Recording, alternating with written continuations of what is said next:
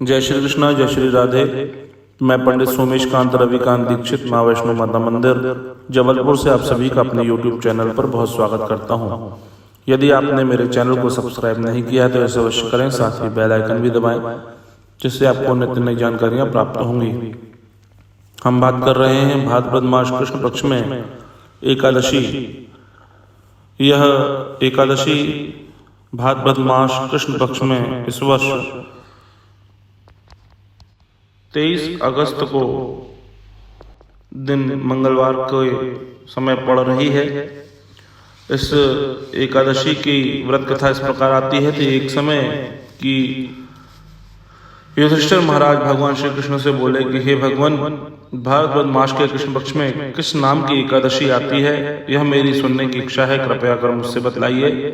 तब श्री कृष्णचंद्र परमानंद बोले कि हे राजन, सभी पापों को नष्ट करने वाली तथा सभी दुखों को दूर करने वाली एकादशी जो भाद्रपद मास कृष्ण पक्ष में आती है उसका नाम अजा एकादशी है।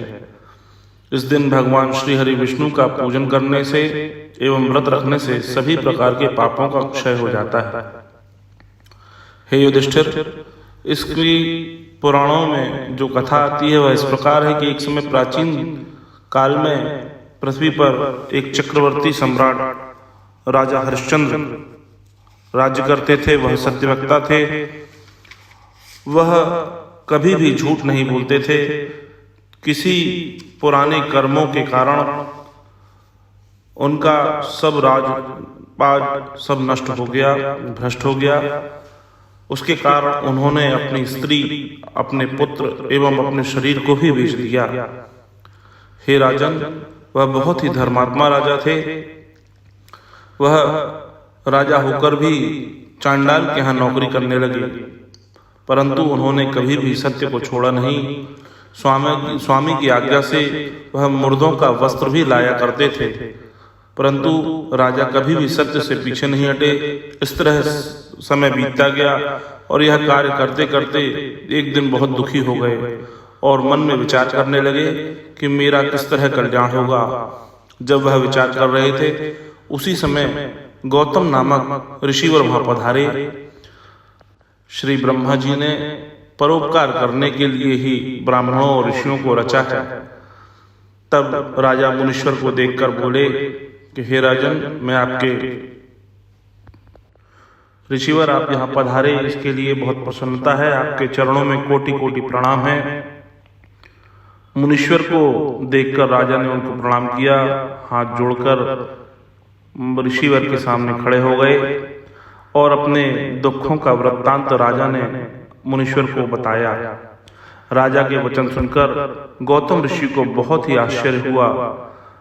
मुनीश्वर ने राजा को इस कष्टों से दूर करने के लिए एक व्रत का उपाय दिया। कहा कि हे राजन, भादो महीने के कृष्ण पक्ष में पुण्य देने वाली सुंदर अजा नाम की एकादशी आती है, उसका तुम व्रत करो, इससे तुम्हारे सभी पाप नष्ट हो जाएंगे।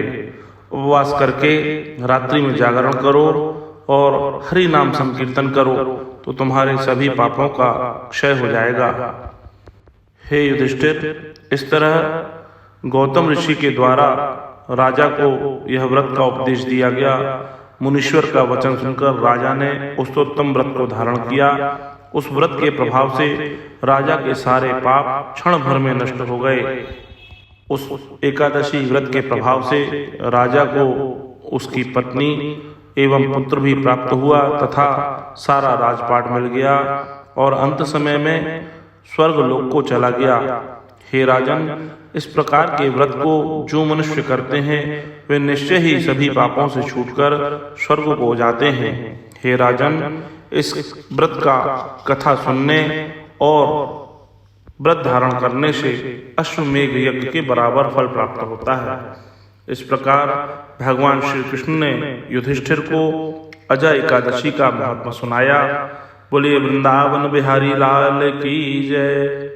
तो आप सभी भक्तजन, यह अजा एकादशी जो 23 अगस्त 2022 को मंगलवार के दिन पड़ रही है, आप सभी इस व्रत को धारण करें।